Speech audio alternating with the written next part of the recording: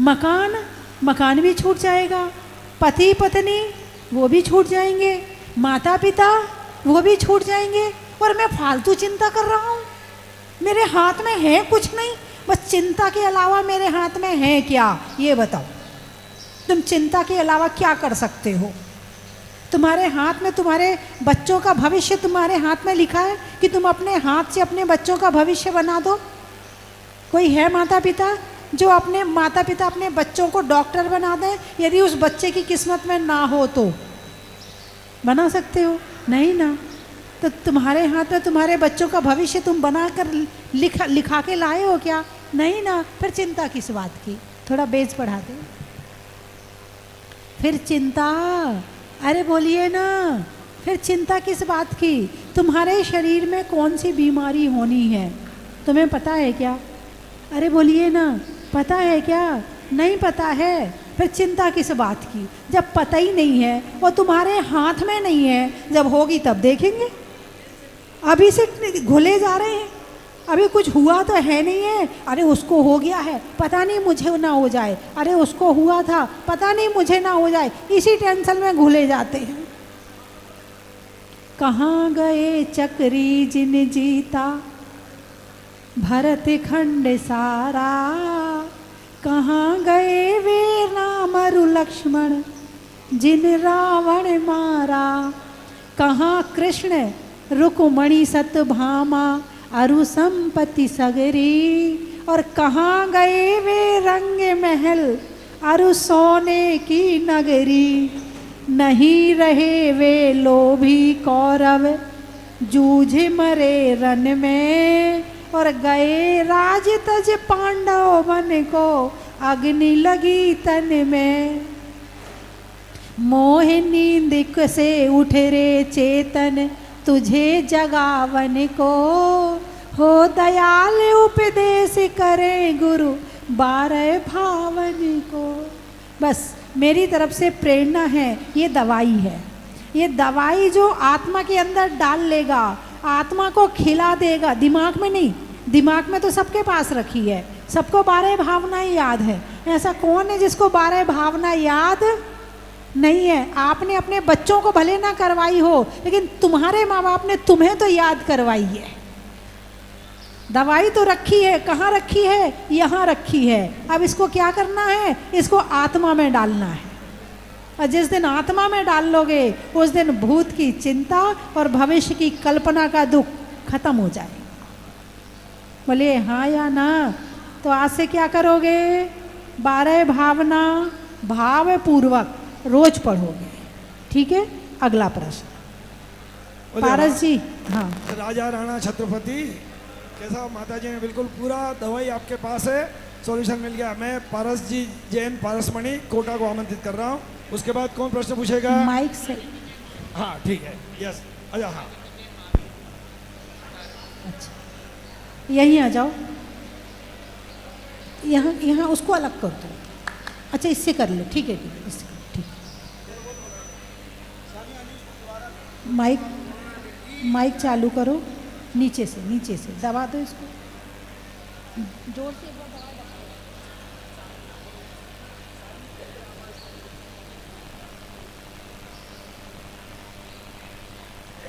Hello.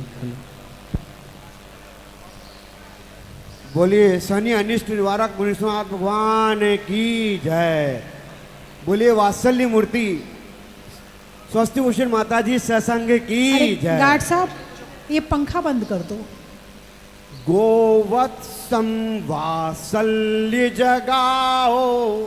आप गोवत्सम केवल प्रश्न कर लो। गोवत्सम वात्सल्य जगाओ, साधर्मी को गले लगाओ, पूरे भारत में साधर्मी विकास ट्रस्ट बनाओ, जैन समाज को आगे बढ़ाओ। इस बारे में माताजी करोड़ों रुपया एक साल में पंच कल्याणकों में, आयोजनों में, आचार्य पदारोहण समारोह में, सब में लगता है, लेकिन साधर्मी विकास ट्रस्ट नहीं बन पाता है। जैन समाज के आवश्यकताओं को पूरा करने के लिए, जैन समाज के बच्चों के विकास के लिए, जो शिक्षित बच्चे हैं उनको आगे बढ़ाने के लिए, रोजगार के लिए ऐसा कोई ट्रस्ट बनाया जाए। आपके आशीर्वाद से, आपका मार्गदर्शन इस बारे में दिया जाए। माता जी यही मेरी भावना है, यही मेरी कामना है। देखिए, अपनी लाइन बड़ी करो, दूसरे की लाइन छोटी मत करो। क्या कहा मैंने? अपनी लाइन बड़ी करो, दूसरे की लाइन छोटी मत करो। ये मत कहो कि पंच कल्याणक ना करो, ये मत कहो कि विधान ना करो, ये मत कहो कि बड़े कार्यक्रम मत करो, करो, लेकिन इसके साथ ये भी करो। अब पंच कल्याणक है, पंच कल्याणक किसने किए थे? सौधर्मेंद्र ने किए थे। धरती पे देवता आए थे। यदि ये व्यर्थ का कार्यक्रम होता तो ये हमारे देवता क्यों करते? ये सौधर्मेंद्र क्यों करते? ये मत कहो कि पंच कल्याणक मत करो, ये कहो कि पंच कल्याणक में जो राशि इकट्ठी होती है उसका इस जगह में सदुपयोग कर लो।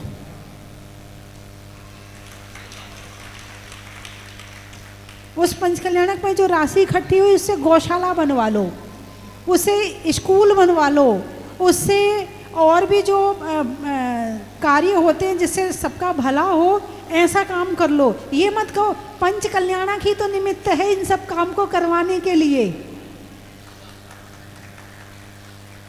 कम से कम पंच कल्याणक के माध्यम से लोग इकट्ठे तो हो जाते हैं, वरना तुम मांगने जाओ गाय के लिए तो 100 रुपये देंगे, और अभी पंच कल्याणक के नाम से 1 लाख रुपए ले लो। जो 100 रुपये दे रहा वो 1 लाख दे देगा।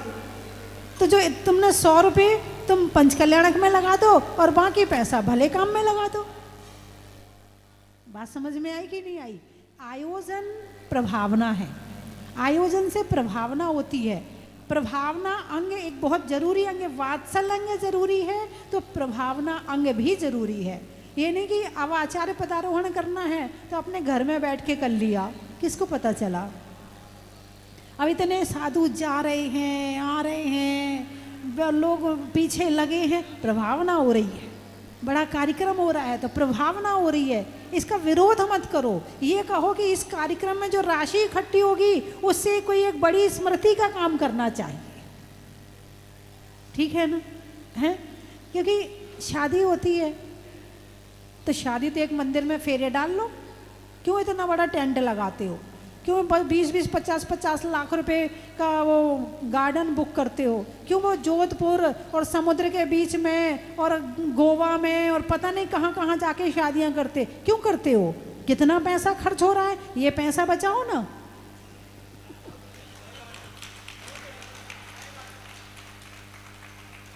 यहाँ शादी होती है, महीने भर बाद टूट जाती है। अरे बोलिए ना, महीने भर बाद टूट जाती हो, तुमने करोड़ों रुपए खर्च कर दिए, ये पैसा बचाओ ना। यदि इनकी शादी 5 साल चल गई तो फिर शादी वाला बड़ा प्रोग्राम करेंगे, 5 साल पहले देखेंगे। है नहीं, पंच कल्याणक मत करो बस। भाई क्यों ना करो, क्यों ना करो? कम से कम पंच कल्याणक के माध्यम से इतनी प्रभावना तो हो जाती है। दूसरी लाइन छोटी मत करो, अपनी लाइन बड़ी करो। पंच कल्याणक में सेवा की इतनी भूमिका बना दो, इतनी भूमिका बना दो कि लोग कहें भाई मेरा द्रव्य लगा दे वस्तु। क्योंकि तुम एक एक व्यक्ति को तो समझा नहीं सकते हो। ऐसे बड़े आयोजन होते हैं, उसमें समझाओ लोगों को और काम करो। बात समझ में आई कि नहीं आई पारस जी? चलिए अगला प्रश्न। माता जी ने जो समाधान मिल रहा है बिल्कुल उसको गांठ बांधना पड़ेगी सबको, है ना? माता जी, हमारे सुमती धाम में जो बड़ा आयोजन हो रहा है महाव्रती महाकुंभ, तो हमारे मनीष जी गोधा ने आपके चरणों में निवेदन किया था, यहाँ आए थे। हाँ, सुमती धाम वाले आए थे। मनीष जी आए भी थे और 2 घंटे तक वो मेरे से जिद भी करते रहे कि आपको तो चलना ही चलना है। ये मनीष जी गोधा और उनकी श्रीमती जी दोनों आए थे और काफ़ी समय यहाँ रुके भी थे और काफ़ी प्रयास भी किया कि मैं हाँ बोल दूँ, लेकिन बस मेरा जाना नहीं हो पाता। इसलिए मैंने आश्वासन, झूठा आश्वासन तो देना नहीं था, इसलिए मैंने मना कर दिया था। महाराज जी, मैं उस कमेटी की ओर से पुनः आपके चरणों में निवेदन करता हूँ कि इतना बड़ा महाकुंभ इंदौर में हो रहा है, यदि आपके चरणों पड़ जाएंगे तो 4 चांद नहीं, मेरा यही से मनीष जी को और उनकी पत्नी को आशीर्वाद है, इस कार्यक्रम को अच्छे से संपन्न करें। आइए अगला प्रश्न। जो भी प्रश्न पूछे सीधे प्रश्न पूछें, जिससे हम 2 प्रश्न ज़्यादा पूछ पाएंगे।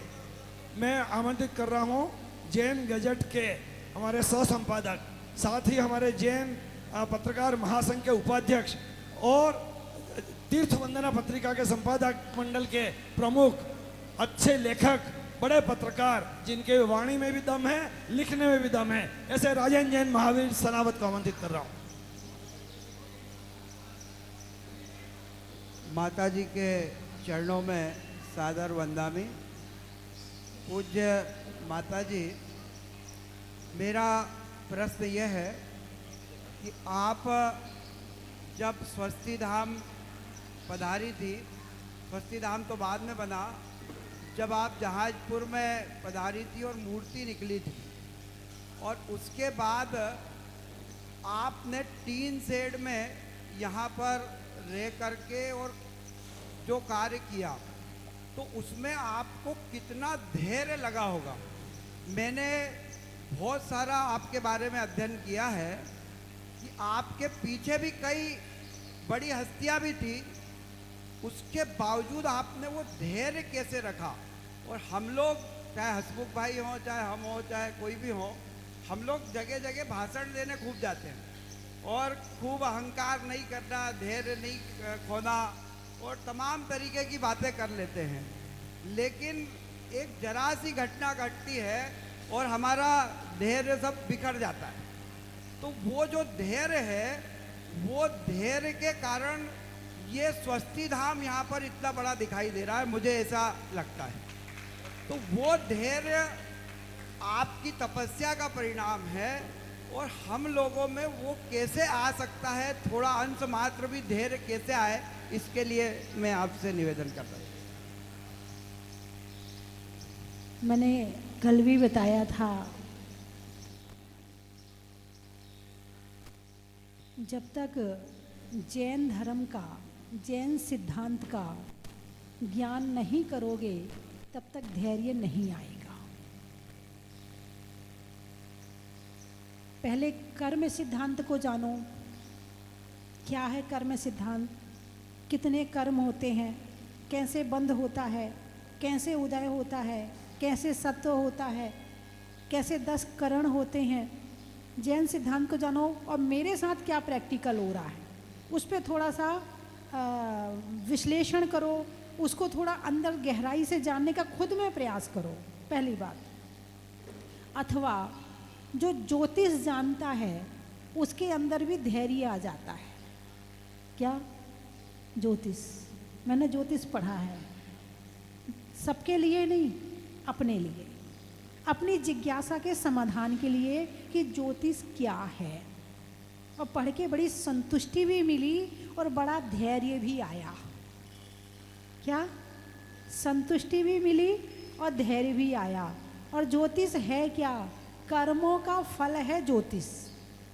पिछले जन्म में हमने जो कर्म किए थे, इस जन्म में वो जन्म पत्री बन के सामने आया है। अब ज्योतिष, कुछ लोग कहते हैं कुछ नहीं होता, ज्योतिष वोतिष सब झूठा है, कुछ नहीं होता है, कहते हैं ना, बहुत लोग कहते हुए मिल जाएंगे। लेकिन जब उन पे विपत्ति आएगी ना, तो वही ज्योतिषी के पास घूमते हुए मिल जाएंगे, जरा बता दो हमारे में क्या क्या दिक्कत आ रही, क्या परेशानी आ रही है। ज्योतिष भगवान महावीर की वाणी है। यदि कर्म सिद्धांत भगवान महावीर की वाणी है, तो ज्योतिष भी भगवान की वाणी है। और ज्योतिष के माध्यम से एक ज्योतिषी, यदि अच्छा ज्योतिषी पढ़ने वाला हो, ज्योतिषी अच्छा हो, ज्ञानी हो, समझदार हो, तो वो ये बता सकता है कि तुम्हारे जीवन में क्या है, तुम्हारे बच्चों के जीवन में क्या है, और तुम्हारे माता पिता के जीवन में क्या है। तुम्हारी जन्म पत्री देख के इतना बता सकता है वो। मेरे साथ प्रैक्टिकल हुआ है। पहले मैं भी ज़्यादा वो नहीं करती थी, मैंने कि आजकल के लोगों को आता नहीं है, लेकिन एक ज्योतिषी ऐसा मिला जिसने मेरी जन्म पत्री देख के मेरे गुरु के विषय में, माता पिता के विषय में, और शिष्यों के विषय में, और सबके विषय में बता दिया। और मेरे विषय में उसने ये कह दिया था कि 42 वर्ष के बाद में आप एक बहुत बड़ा आश्रम बनाओगी। वो जैन नहीं है। 42 वर्ष के बाद में एक बहुत बड़ा आश्रम बनाओगी। मैंने कहा ना ना, मेरे मन में नहीं है। जब दिल्ली में थी तो बहुत सारे भक्त आते थे कि माता जी कुछ बनाओ, भक्त बहुत थे, तो सब माता जी कुछ बनाओ, माता जी कुछ बनाओ। तो कुछ देर के लिए मेरे मन में भी आती कि चलो ये कह रहे हैं तो कर लेते हैं, और वो जाते और मेरे भाव खत्म। हमारे जौहरी लाल जी जो इस क्षेत्र के अध्यक्ष हैं, वो भी बहुत प्रयास में थे।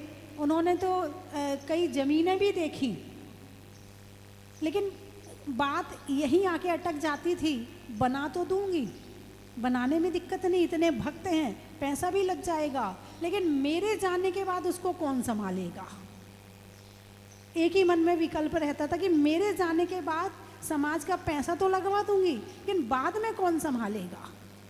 भाई एक पीढ़ी दो पीढ़ी में कौन संभालेगा, बाद में कौन आएगा इसमें, फिर वही सूना पड़ा रहेगा।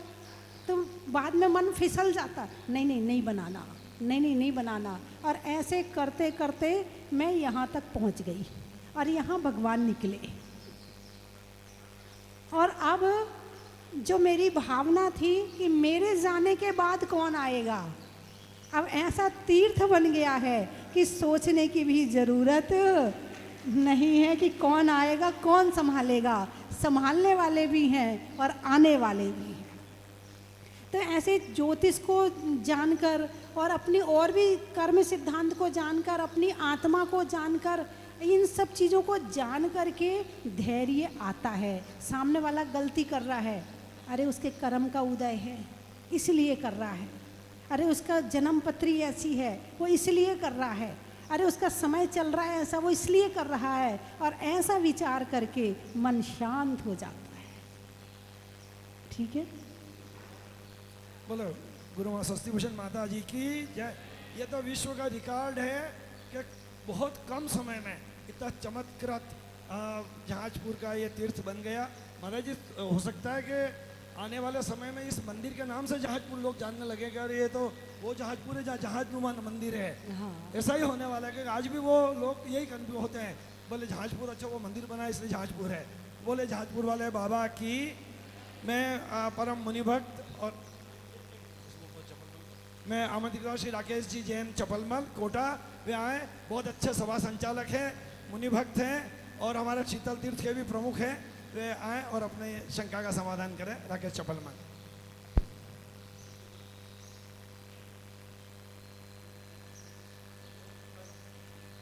हेलो, बंद ही हो गया ये। पूज्य गुरु माँ के चरणों में वंदनामी। पूज्य गुरु माँ, हम जब भी जहाजपुर आते हैं सकारात्मक ऊर्जा का संचार इस क्षेत्र पर हमें मिलता है, और साथ ही कई सारे प्रश्न भी खड़े होते हैं। आज प्रातःकालीन मैंने जहाजपुर मंदिर, गांव के मंदिर के दर्शन करने गया। मैंने देखा कि वहाँ पर कई सारी प्राचीन प्रतिमाएं हैं, पर क्या पाषाण का भी अपना पुण्य होता है कि वहाँ 4 आदमी पूजा के लिए, अनगिनत आदमी यहाँ एक प्रतिमा के लिए दर्शन के लिए आते हैं। साथ ही दूसरा संयोग मेरे को देखने को मिला कि हम देखते हैं कि पाषाण का और जीवात्मा का, क्या इनका भी कोई संयोग होता है क्या? हम देख रहे हैं कि अतिशयकारी हमारे मुनिसुखनाथ भगवान केशवराय पाटन 4500 वर्ष पुरानी महिमा आपने वहाँ की बताई। कई साधु वहाँ पर आए, 4100 वर्ष पुरानी प्राचीनता वहाँ की बताई, और कई साधु वहाँ पर आए, कई विद्वानों ने भी प्रयास किया पर कभी उसका उद्धार नहीं हो पाया। तो क्या ऐसा संयोग है उस पाषाण का और आपका कि जीवात्मा का और पाषाण का भी ऐसा संयोग होता है कि जब दोनों को मिलन होता है तभी उसका उदय हो पाता है और उसका पुण्य जागृत हो पाता है? ऐसा क्या संयोग? आपने तो बहुत सारे प्रश्न पूछ लिए। चलिए, बहुत सारे पहला नाम है प्रश्न महाराज जी। इनका है कि अब पाषाण में भी अलग अलग तरह के होते हैं। तो हाँ, होते हैं। एक पाषाण वो भी है जो हीरा है, एक पाषाण वो ही भी है जो मोती है ना। एक पाषाण वो भी, एक पुद्गल वो भी है जो अपना शरीर है ना। तो जो पाषाण होता है उसमें से भी ऊर्जा निकलती है। क्या निकलती है? ऊर्जा। और वो ऊर्जा खींचती है। क्या करती है? खींचती है। अब हीरे की ऊर्जा अलग तरह की है, सोने की ऊर्जा अलग तरह की है। ऐसे ही जो पाषाण होते हैं उनकी ऊर्जा भी देवताओं को खींचती है। किसको? देवताओं को। जब देवताओं को ऊर्जा खींचती है तो वो उसके भक्त बन जाते हैं। जैसे भगवान महावीर जी के महावीर भगवान है ना, तिजारा जी के चंदा प्रभु भगवान है ना। इसी तरह जहाजपुर के मुनि सुब्रत भगवान, इनकी ऊर्जा इतनी है कि कल की बात है, कल कमेटी वाले आए थे, केशवराय पाटन वाले, तुम भी थे, उसमें बिट्टू जी भी थे, राजेंद्र जी है ना। वो आते ही मेरे पास क्या बोले, बोले ऐसा, यहाँ गाड़ी घुसते ही ऐसा लगा कि यहीं रह जाओ। एक क्षण के लिए ऐसा भाव आया कि यहीं रह जाओ। केशवराय पाटन के मंत्री जी हैं, वो बोले इस बात को, है ना। यानी ये चीज़ें फील करती हैं, अनुभव में आती हैं कि यहाँ कोई ऊर्जा है, जो ऊर्जा हमें प्रभावित कर रही है, और जिसका ज़्यादा अटैच हो जाता है जो इस ऊर्जा से, तो जब भी वो मुनीश्वरनाथ भगवान का नाम लेगा, जब भी वो इस क्षेत्र को याद करेगा, जब भी उसे स्मरण में एक बार आएगा और चर्चा करेगा, उसके रोंगटे भी खड़े हो जाएंगे। ऐसा हो सकता है आपके साथ में, और बहुत लोगों के साथ में हो भी रहा है, बहुत लोगों के साथ में हो रहा है। नाम हमारी माता जी बैठी है, कह रही मेरे साथ में होता है, जब भी नाम लेते हैं रोंगटे खड़े हो जाते हैं। और माता जी कह रही मेरा तो यहाँ से जाने का मन ही नहीं करता है। तो भगवान की जो पाषाण की शक्ति है, पाषाण की जो ऊर्जा है, वो ऊर्जा बहुत विशेष है और बहुत अच्छी ऊर्जा है, जो देवताओं को खींचती है, और देवता इनके भक्त बन जाते हैं, और जो भक्त यहाँ आते हैं देवता उनकी सहायता करते हैं। इसीलिए ऐसी अतिशयकारी प्रतिमाएं होती। प्रतिमाएं तो बहुत सारी हैं, वीतरागता का स्वरूप भी वही है, इसमें भी कहीं अंतर नहीं है, मगर कुछ प्रतिमाएं अतिशयकारी हैं कि लोग देखते हैं, जैसे भगवान को लोग देखते हैं तो पलक नहीं झपकते हैं, ऐसा लगता है भगवान को देखते रहो देखते रहो देखते रहो, अपने आप ही अंदर से भाव ऐसे अटैच हो जाते हैं कि वहाँ से हटने का मन नहीं करता है। लोग नीचे जाते हैं, गाड़ी तक जाते कि बस एक बार और दर्शन कराए, फिर नहीं। हाँ, भाई साहब कह रहे समाचार जगत के क्या नाम है, चक्रेश जी, जयपुर से आए हुए, बोले माता जी सही कह रही, नीचे जाओ तो एक बार लगता है एक बार और दर्शन कराओ, एक बार और दर्शन कराओ, ऐसा लगता है कि दर्शन करते रहो, वापस मत जाओ यहाँ से। और औरों की तो छोड़ो, मैं ही यहाँ बैठती हूँ तो मुझे ही लगता है यहाँ से उठो मत, देखते रहो भगवान को। मतलब क्या वीतरागता है, क्या स्वरूप है, क्या खिंचाव है, क्या ऊर्जा है, पता नहीं चलता है कि यहाँ है क्या। हमारे विनोद जी बैठे हैं, जिस दिन से भगवान निकले हैं उस दिन से जुड़े हुए हैं, और आज तक जुड़े हुए हैं। आज तक इन्होंने भगवान को छोड़ा, छोड़ता तो कोई भी नहीं है, लेकिन अटैच है। अटैच का मतलब जुड़ाव, जिसे कोई हटा ना सके, ऐसा जुड़ाव भगवान से है ना। तो होता है, ऐसा होता है। मेरा भगवान का संबंध है, मुझे भी लगता कुछ तो पिछले जन्म का रिश्ता है। जब भगवान इस धरती पर पहले होंगे और मैं भी रही होंगी, किसी कारणवश भगवान को ज़मीन के अंदर रखना पड़ा, बिल्कुल रखे हुए हैं, रखना पड़ा, तो उस समय शायद संकल्प लिया होगा कि भगवान जब आप इस ज़मीन से बाहर आओगे तो मैं आपकी सेवा करूँगी। शायद उस समय ये भाव रहे होंगे, और वो भाव, इसीलिए कांटेक्ट बनाए रखो, पता नहीं कौन से जन्म में साथ मिलेगा। देव शास्त्र गुरु से कांटेक्ट बनाए रखो, पता नहीं कौन से जन्म में होगा, पता नहीं कितने जन्मों का साथ है, जो आज इस जन्म में प्रभु की सेवा करने का सौभाग्य मिला है। और केशवराय पाटन में भी, जैसा कि राकेश जी ने कहा कि वहाँ भी कितने संत आ चुके, कितने साधुओं ने प्रयास कर लिया, मगर वो बस सेवा का मौका मिला, ये प्रभु की कृपा है ना। तो वहाँ भी अच्छा मंदिर बन रहा है। और एक बात और ध्यान रखना, केशवराय पाटन में इस समय मंदिर बन रहा है। जहाजपुर का मंदिर बन चुका है। अब आप चाहो कि जहाजपुर के मंदिर में पैसा लगाना है, नहीं लगा सकते, लेकिन अभी इस समय केशवराय पाटन का इतिहास लिखा जा रहा है, इतिहास बन रहा है। यदि इस इतिहास में अमर होना चाहते हो, इस समय अमर होने के लिए आप तो अमर हो नहीं, यानी शरीर तो अमर है नहीं, जाना पड़ेगा। तो उस मंदिर को बनाने में जो आप सहयोग कर दोगे, तो इस माध्यम से आप अमर हो जाओगे।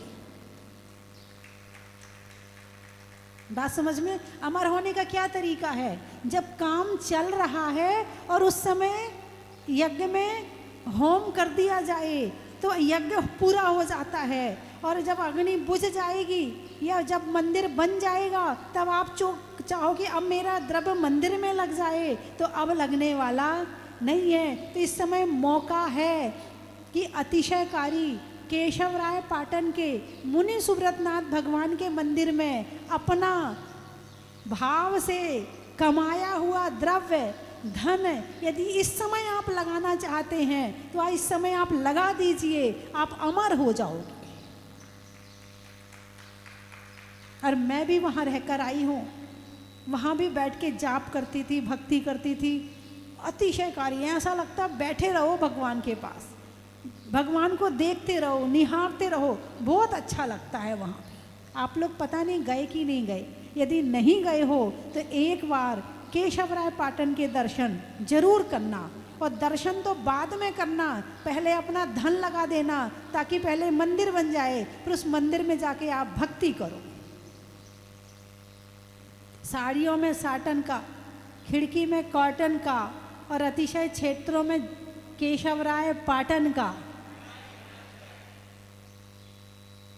ठीक है, बोलिए 24 भगवान की। अगला प्रश्न।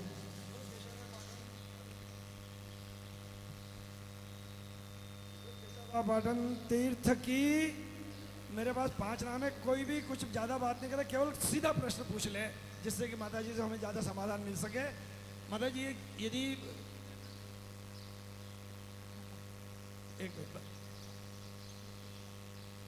माता जी विश्व के यदि नवीन आश्चर्यों में कोई नाम लिखे जाएंगे तो उसमें जहाजपुर का भी नाम आएगा। आइए। हाँ बोल। एक छोटा सा कॉमर्शियल ब्रेक ले रहा हूँ। Commercial break. हाँ बंधुओं, यहाँ पर जो आप देख रहे हैं जहाज मंदिर तो विश्व की अद्वितीय धरोहर बन चुका है। 12 बीघा जमीन लेकर के कार्य प्रारंभ किया। कब? 2013 में भगवान निकले और 18 जून 2014 को अस्थायी जिनालय बनाकर विराजमान किया। 5 वर्ष में जहाज मंदिर बना और आज ये जहाज मंदिर golden book of world record में दर्ज हो चुका है। हम सब एक ऐतिहासिक जिनालय में आए हैं। इस जहाज मंदिर के जस्ट पीछे दिगंबर जैन समाज के इतिहास का पहला जिनवाणी मंदिर, पहला जिनवाणी मंदिर, और इतना अद्वितीय बनेगा क्योंकि माता जी जब भी कोई काम करवाती है तो वो अलौकिक होता है, न भूतो न भविष्यति। बहुत अद्वितीय गुफा के आकार का जिनवाणी मंदिर बनेगा। प्राचीन शास्त्रों को लाकर के सुरक्षित और संरक्षित किया जाएगा। इसके अलावा सामने जहां पूर्व में मुनीश्वरनाथ भगवान विराजमान रहे 5 साल तक, वहां पर एक नवीन जिनालय बनने जा रहा है जिसका शिलान्यास अभी 7 फरवरी को हुआ था।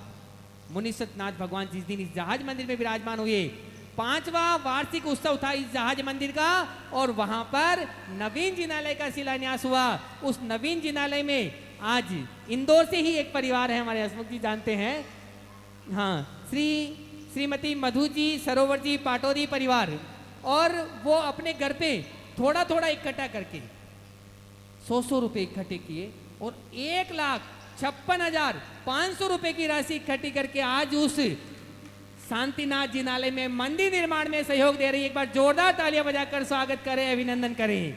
देखिए महिलाएं थोड़ा थोड़ा करने में विश्वास रखती हैं और 100 रुपए इकट्ठे किए, 2022 से इकट्ठे कर रही थी, और आज ये स्वयं उस गुल्लक को लेकर के यहाँ पर आई है पूरे परिवार के साथ, अपने पुत्र के साथ। बहुत बहुत अभिनंदन आपका। तीर्थ क्षेत्र कमेटी स्वस्ति राम परिवार की ओर से बहुत बहुत साधुवाद। और आप भी बंधुओं, एक छोटी सी योजना बताने जा रहा हूँ। इस जिनवाणी मंदिर के लिए माता जी चाहती तो किसी एक भक्त को कह देती ना माता जी, तो पूरा मंदिर बनवा सकती थी, लेकिन नहीं, माता जी ये चाहती है कि ज़्यादा से ज़्यादा भक्त इस तीर्थ से जुड़े ताकि वो यहाँ से दिल से जुड़े, उनको ये गर्व महसूस हो कि मैंने जहाजपुर तीर्थ पर अपना योगदान दिया था। तो आप भी थोड़ा थोड़ा इकट्ठा करके और इस तीर्थ पे अपना योगदान दे सकते हैं। जिनवाणी मंदिर से भी जुड़ सकते हैं, उसके संस्थापक सदस्य बन सकते हैं। 1,08,000 रुपये। इसके लिए छोटा सा काम करना है, 100 रुपये प्रतिदिन, 100 रुपये प्रतिदिन यदि 3 वर्ष तक डालेंगे तो 3 साल में 1,08,000 रुपये इकट्ठे हो जाएंगे और आपका नाम, आपके बच्चों का नाम जिनवाणी मंदिर में स्वर्णिम अक्षरों में लिखा जाएगा। ज्ञान दान के रूप में आपको भी गुल्लक यहाँ से मिलेगी, उस गुल्लक पे अपने बच्चों के आंसू से डलाए। आइए मैं इंदौर श्री मधु जी सरोवर जी पाटौदी परिवार को आमंत्रित कर रहा हूँ। एक तस्वीर दे वो वाली।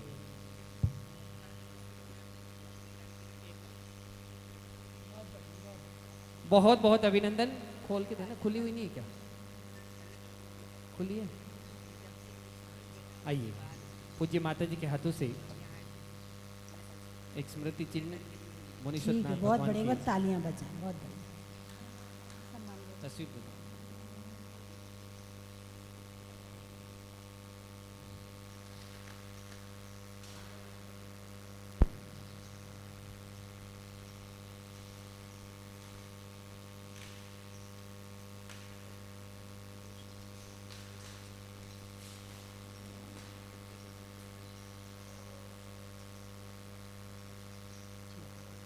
कोई नहीं, तुम भगवान की भक्ति करते रहो, है ना।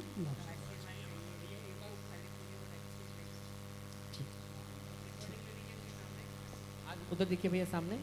मैं हसमुख जी गांधी, आप भी इंदौर के ही हैं। इंदौर का एक चिर परिचित नाम, वहाँ कोई भी आयोजन हो इंदौर में, आप हसमुख जी हमेशा सक्रिय रहते हैं। आइए। हाँ, ये गुल्लक आप ऑफिस में लेके रसीद बनवा लो, है ना। आइए। अगला अभी आपने भानु जी को तो रोज देखते हो आप टीवी पे, है ना। बहुत शानदार कवि भी हैं, बहुत अच्छा कंठ भी है और बड़े अच्छे गायक भी हैं, और भगवान की भक्ति में जैसे रम जाता है हमारे भानु भैया, तो पूछो मत। अब मैं अगला नाम ले रहा हूँ, पत्रकार मनोज सोनी चित्तौड़गढ़ निम्बाड़ा। केवल प्रश्न और सीधा प्रश्न, और एक ही प्रश्न पूछे, है ना। आइए। माता जी, मेरा प्रश्न हम पत्रकारों के लिए है। ये थोड़ा इनकी दूसरे माइक की आवाज़ तेज करो, आवाज़ तेज करो। माता जी, पत्रकार और समाज के बीच में एक सामंजस्य स्थापित करने के लिए पत्रकारों को समाज के लिए क्या करना चाहिए और समाज का क्या दायित्व बनता है पत्रकारों के लिए, इसके बारे में थोड़ा सा विस्तार। देखो, इस संसार में कुछ लोग ऐसे होते हैं जो कहते हैं पैसा दो तो काम करें। कैसे होते हैं? पैसा दो तो काम करके दिखाएं। कुछ लोग काम दिखाते हैं तो लोग पैसा देते हैं। बात समझ में आई कि नहीं आई? श्रेष्ठ कौन है? श्रेष्ठ कौन है? जो काम दिखा के पैसा लेता है वो, या जो काम पैसा मिले तो काम करें? तो समाज वही है, कुछ करके दिखाओगे तो दोनों हाथ से देती है, और कुछ नहीं करो तो वही ठीक है भाई साहब, जय जिनेंद्र, ये कर लेती है। तो इस दुनिया में कुछ करके दिखाना पड़ता है, तो उसके लिए लगती है बहुत मेहनत, समर्पण, धैर्य, सहनशीलता। यदि आपके अंदर है तो आप आगे बढ़ सकते हैं, और ये चीज़ें यदि आपके अंदर नहीं है तो आप काम करने तो निकलोगे लेकिन कहीं भी बिखर जाओगे। तो अपनी क्वालिटी बढ़ाने के लिए अपना लेखन उच्च क्वालिटी का करें, उस तरह के लोगों से मिले, अपनी बात को उतने तरह के लोगों तक पहुंचाएं, और उस तरह से सबको जोड़ के चलें, तो एक स्तंभ बन जाएगा, और स्तंभ के माध्यम से एक महल खड़ा हो जाएगा, है ना। बोलिए। अब मैं आमंत्रित कर रहा हूँ श्री विनोद जी टोरडी, जो इस अतिशयकारी तीर्थ के कार्याध्यक्ष हैं और पारस चैनल के संस्थापक डायरेक्टर हैं। साथ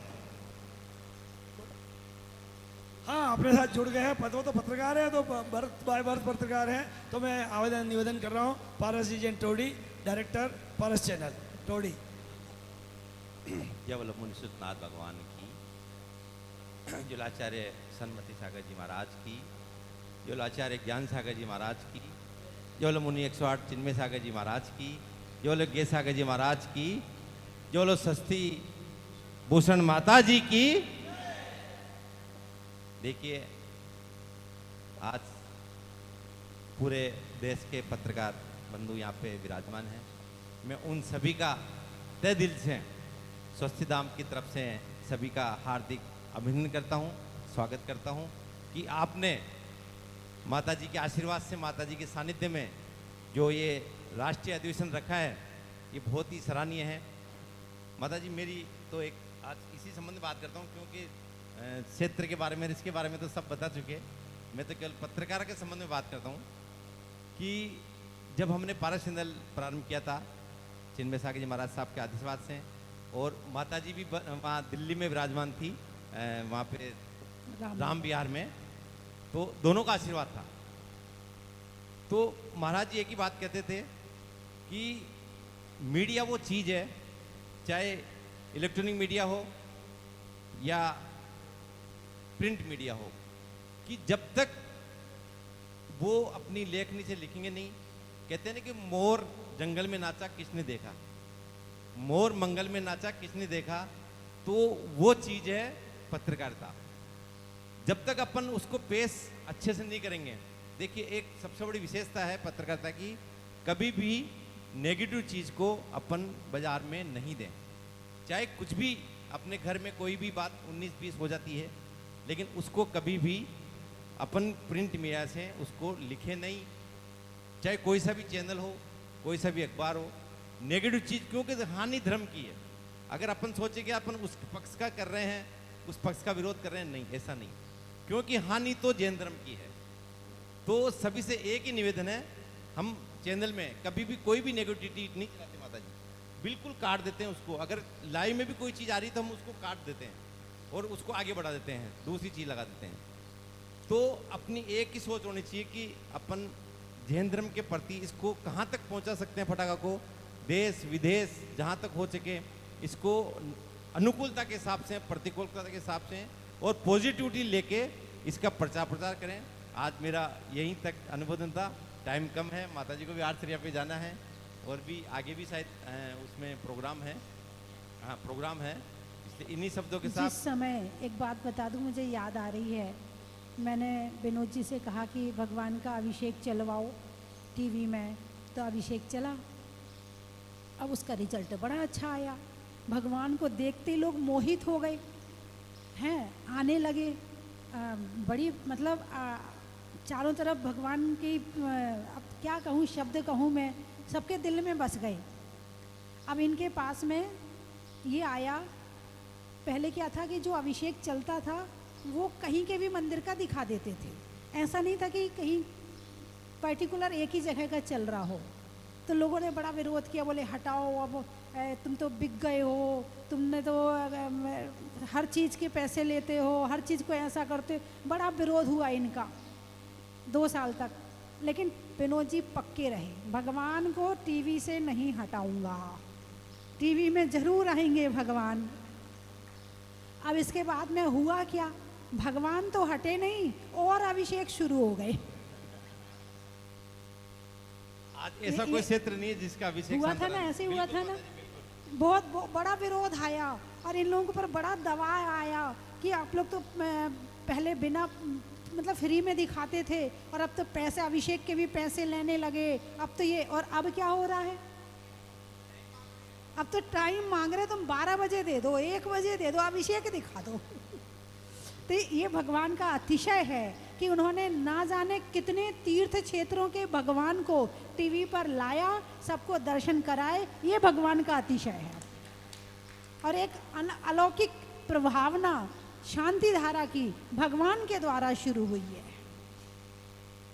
माता जी जो वृद्ध हैं, जयपुर बॉम्बे बाहर रहते हैं, वो मंदिर नहीं जा पाते हैं, क्योंकि किसी का 50 किलोमीटर है, किसी का 20 किलोमीटर है। जो ऐसा हैं, बीमार हैं, अपंग हैं, वो इतनी देख के वो कहते हैं कि हमें तो भगवान के अभिषेक मिल गए, हमें प्रवचन मिल गए। विनोद जी एक बात बताऊं, एक परिवार आया, एक नहीं कई परिवार ऐसे, उस गांव में मंदिर नहीं है, उस गांव में मंदिर नहीं, 2-3 परिवार हैं। उन्होंने मुझे बताया, बोले जिस समय भगवान आने वाले होते हैं, हम सब नहा धोकर कमरा साफ करके अपने हाथ में चावल वगैरह लेकर हम टीवी के सामने बैठ जाते हैं। देखो कहाँ तक टीवी के माध्यम से भगवान को कहाँ तक पहुँच गए, मेरे विनोद जी ने कहाँ तक पहुँचाया है। बोले हम चावल लेके बैठ जाते हैं और जब भगवान आते हैं तो हम चावल चढ़ा के उनके दर्शन करते हैं, अभिषेक देखते हैं, उसके बाद पानी पीते हैं। ऐसे ऐसे टीवी में अभिषेक देखने वाले भी हैं। बिल्कुल माता जी, ये कई देशों से फोन आते हैं माता जी, देश में नहीं विदेश से भी। 172 देशों में चलता है ये पारस चैनल, बाहर से भी बहुत फोन आते हैं। तो ये तो अपने सब भाई अपन एक ही हैं। इनका फोन आया माता जी चपलमन जी का कि आपको पत्रकार का वो बनना है, संरक्षक बनना है। मैंने कहा भाई मेरे को तो कोई दिक्कत नहीं है, मैं तो समझता भी नहीं हूँ कि मैं पत्रकारिता में हूँ। इनसे बड़े पत्रकार कौन है? माता जी मैं तो समझता पारस भी नहीं हूँ। चैनल मीडिया इतना बड़ा है, इनसे बड़ा पत्रकार कौन है बताओ? मैंने तो माता जी कभी माना ही नहीं पत्रकार हूँ, मैंने तो आपका भक्त माना है। जब प्रतिमा निकली, मैं एक बात बता दूं माता जी के आशीर्वाद से, जब भगवान निकले तो माता जी देवली थी, मैं भी देवली था। तो जाजपुर वाले सबके माता जी प्रतिमा निकली है तो हम जाजपुर आए। भगवान को थैले में देख के, थैले पे विराजमान थे माता जी, निकल के थैले में विराजमान उस गांव में आज भी मुझे वो सीन याद आ जाता है। वो देख के माता जी इतना दर्द हुआ मन में कि इतनी सुंदर प्रतिमा थैले पे विराजमान है। तो मैंने माता जी से निवेदन किया, हे गुरु माँ, अपन जहाजपुर में एक छोटा सा क्षेत्र, मतलब ऐसी कल्पना नहीं करी थी हमने कि क्षेत्र ऐसा बन जाएगा। एक छोटा सा क्षेत्र, एक 15 बाई 50 का मंदिर या ऐसा एक जहाजनुमा मंदिर बना दें तो एक भगवान सुरक्षित स्थान पे हो जाए। आज मुनिशुद्धनाथ भगवान की मेहरबानी है और माता जी का। देखिए भगवान तो कई जगह निकलते हैं, भगवान कहाँ नहीं निकलते, 12 में भी निकले हैं, यहाँ भी कहीं निकलते हैं। लेकिन ये माता जी का दृढ़ संकल्प है और माता जी का पूरा विश्वास है। माता जी ने पूरा परिश्रम से, देखिए सब क्या क्या सहन नहीं का, माता जी ने क्या क्या सहन नहीं किया यहाँ पे जहाजपुर में। पूरी सर्दी गर्मी बरसात, उसके अलावा सब चीज़ों को सुनना, कई अपन भी समाज में रहते हैं, कितनी बातें सुननी पड़ती है, सबको सहन करते हुए आज ये क्षेत्र माता जी ने एक स्लेट पे लिखते हुए, देखिए माता जी किसी को कुछ नहीं बोला आज तक, मतलब मैं कह रहा हूँ माता जी ने किसी को कुछ नहीं बोला दान के लिए, केवल स्लेट पे लिख के माता जी ने आज इतना बड़ा क्षेत्र आप समाज के लिए खड़ा कर दिया। तो माता जी के लिए तो जितनी अपन कहते हैं ना कि जितनी वंदना करें उतनी कम है। इन्हीं शब्दों के साथ माता जी के चरणों में वंदना भी। मेरे साथ साथ ये दोनों हाथ भी हैं, इधर हमारी माता जी बैठी, इधर ये हैं, सबने मिल के काम किया है। हमारे भानु जी का भी बहुत बड़ा सहयोग है, इनका भी कम नहीं मान सकते, इनका भी बहुत बड़ा सहयोग। भानु जी तो देखिए ताली बजा के स्वागत इनके करें। कुबेर विराजमान है, कहते हैं ना कुबेर के बगैर कोई काम नहीं होता है। हाँ। जब इनकी वाणी होती है, जब भी बोली लगती है तो अपना धन बिखरता है। देखिए बोलने की भी एक कला होती है, माता जी बोलने की एक कला होती है बहुत बड़ी, वो हमारे भानु जी में, इनके लिए जोरदार तालियां बजाते हैं भानु जी के लिए। हम तो चुप रहते हैं। लक्ष्मी लाल जी बैठे हैं, हमारे पदम जी बैठे हैं, यहाँ की कमेटी सबने मिलकर जी हैं, ज्ञान जी हैं, धनराज जी हमारे पूरे निर्माण को देखते हैं। आज हमारे जोलाल जी यहाँ पे नहीं है, वो सुन रहे हो, लेकिन उनका भी बहुत बड़ा योगदान है पूरे सभी का। मैं कह रहा हूँ कि पूरे देश का, यहाँ के तो है ही, सभी का तन मन धन से पूरा सहयोग है। एक जौहरी लाल जी तो यहाँ आके सालों रहे हैं, देखिए हरिद्वार से आके यहाँ पे रहे। तो एक सभी का बहुत बड़ा परिश्रम, बहुत बड़ा त्याग है सभी का, और उन सब त्याग की वजह से ही इतना बड़ा जहाजपुर स्वस्ति धाम खड़ा हुआ है। माता जी का तो है ही सही। माता जी मैं तो केवल ऐसे कर देती हूँ बस, इससे ज्यादा मेरा काम माता जी नहीं है। इतना ही चाहिए, आपका ये हाथ ही चाहिए सबके ऊपर, जिसमें सब काम अपना हो जाते हैं। नमोस्तु, वंदना माता जी, वंदना माता जी। और हमारे मुरैना ज्ञान तीर्थ से प्रदीप जी, पंकज जी, पंकज मेडिकल वाले पंकज जी आए हुए हैं। और आप भी वहाँ जो आचार्य श्री ज्ञान सागर जी के जन्म स्थली में उनका एक तीर्थ बना हुआ है, उसमें आपने एक बहुत बड़ी राशि के द्वारा मंदिर बनाने का और अपने उस कार्य में सहयोग करने का कहा। एक बार जोरदार तालियां बजा के स्वागत कीजिए। माता जी के आशीर्वाद से सुनो मुरैना में, सुनो गुड़िया, ये लेकर आई हो ना, तुम लेकर आई हो, तुम एक काम करो, इसको ऑफिस में ले जाओ और इसमें से गिन करके निकाल करके रसीद बनवा लेना और गुल्लक वापस ले जाना, ठीक है? फिर और भर के लाना, ठीक है? और इन बच्चियों के लिए तालियां बजाओ एक बार जोरदार, इनके द्वारा धर्म आगे चलेगा। फिरोजाबाद वाले आए हैं, बहुत बढ़िया। देखो और एक ऐसे बिटिया बनाइए है मंदिर, ऐसे बनाइए मंदिर। पीहू जैन फिरोजाबाद, इस नन्ही सी बिटिया के लिए एक बार जोरदार तालियां, जो अपनी पॉकेट मनी में से, इसके मम्मी पापा ने जो पॉकेट मनी दी उसमें से बचा बचा करके और आज इस तीर्थ पे अपना योगदान दे रही है। पीहू उधर देख बेटा, थोड़ा सा उधर देख। बहुत बहुत अभिनंदन, चलो। आप इसी प्रकार मेरे ख्याल से आगे बढ़। बात और बोल दूं हाँ। कि माता जी के आशीर्वाद से मुरैना में 120 साल पुराना, 120 ही था माता जी, हाँ 20-25 हो गया। 125 साल पुराना गोपी दास जी का एक स्कूल गोपाल था, दास। गोपाल दास जी का, वो बंद हो गया था करीब करीब, हम जब मुरैना पंचगण तक जब गए थे। लेकिन माता जी का आशीर्वाद, केवल माता जी का आशीर्वाद से वो स्कूल सुचारू रूप से चालू हो गया है। और देखिए अभी कुछ दिनों पहले हमारे माता जी के अनन्य भक्त हैं तरुण जी काला, वो पधारे थे यहाँ पे। माता जी ने कहा कि वहाँ पे एक बिल्डिंग बनानी है, तो उन्होंने सहजता से स्वीकार कर लिया। और माता जी वो 1.5 करोड़। उन्होंने अपने सहजता से कि पूरी बिल्डिंग में बनाऊंगा, और उन्होंने 1.5 करोड़ में घोषणा करी। और वो पैसा माता जी, मेरी कल बात हुई थी, 1-2 दिन में खाते में आ जाएगा। और उनके देखिए माता जी का आशीर्वाद में वो चमत्कार है। माता जी यहाँ है, काम वहाँ पे होएगा मुरैना में। तो माता जी का तो जितना अपन कहें उतना कम है। एक हाथ ही माता जी, आप कहते हो ना मेरा तो ये रहता है, माता जी आपका ये रहता है, वही सब काम हो जाते हैं। वंदना माता जी। स्वस्ति भूषण माता जी की जय बोलो।